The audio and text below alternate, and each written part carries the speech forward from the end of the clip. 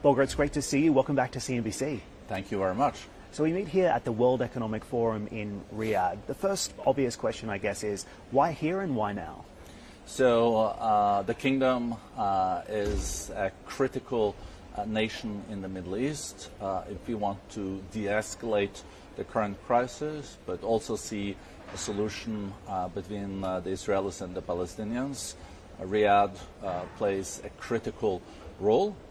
In addition, though, there is a lot of business interest related to the Kingdom of Saudi Arabia because it's a fast-growing economy, it's diversifying very, very fast too. So now 50% of the economy is non-oil and gas related. Of course, market investors watching the trajectory of this conflict very closely. From your perspective, what's at stake if we don't see tensions de-escalating here and this conflict isn't resolved?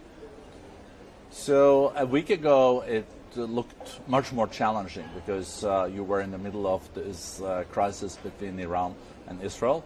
That has de-escalated. Doesn't mean that it cannot again become a major one. It shows that it's a fragile region and they will need to work on an architecture for the future that is much stronger than today. Today, I think the crisis in Gaza is at the core, so we will need to find a solution, but that also includes the Palestinian issue, and there will be very interesting meetings here today and tomorrow about the path forward. Of course, first, is there a solution for the Israeli hostages?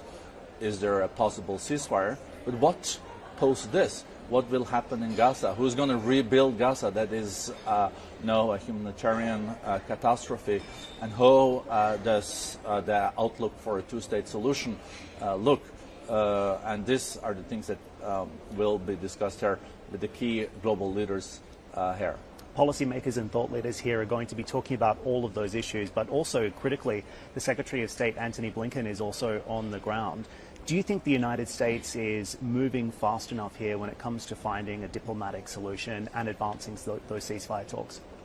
I think the U.S. is doing their best, but it's, of course, big discussion in the U.S. We see now what's unfolding at the universities, but at the same time, the administration is faced with criticism in the Congress that they're not supporting Israel enough. So they're trying to balance this, but there will be no peace between Israelis and Palestinians without the U.S.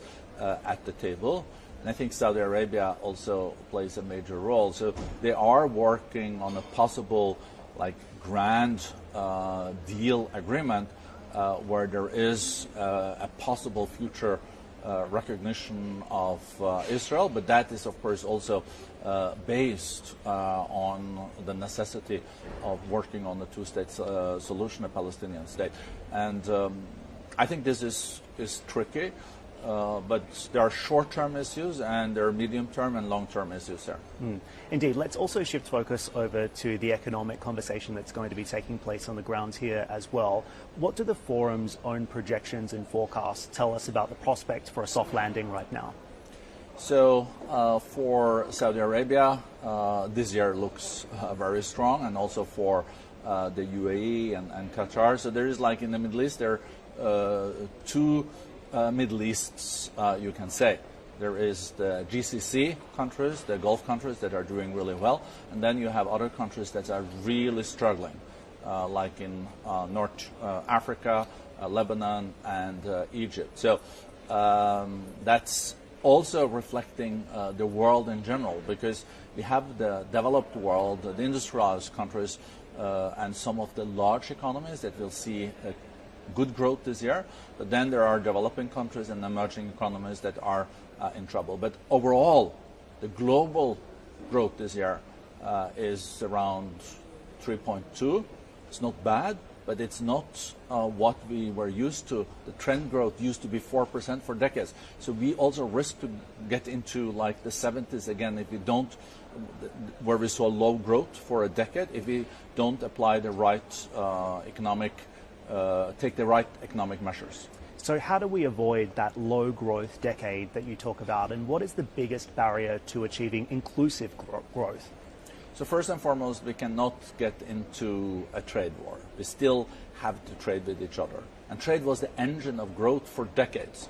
Now the general growth is higher than the trade growth, and it used to be the opposite. So I hope that also coming out of Secretary Blinken's visit to China is that they will continue to trade with each other. Of course, trade will change and global value chains. There will be some more nearshoring and friendshoring, but we shouldn't lose the baby with the bathwater. Then we have to address the global debt situation.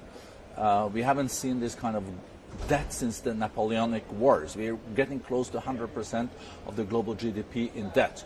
And how to reduce the debt and take the right fiscal measures without getting into a situation where we will see a recession. And of course, the inflationary pressure is still high. I think that's partly also related to the global value chains, because it is more costly when you don't buy where it is fastest and cheapest. So it's complex. On the inclusion piece, that's also a big one, because on top of this you have the Gen AI, artificial intelligence, that can be an opportunity for the developing world. It can also lead to like the winner takes it all. So those that are very successful already will be the winners, and they are mainly in the large economies and in the US, for example.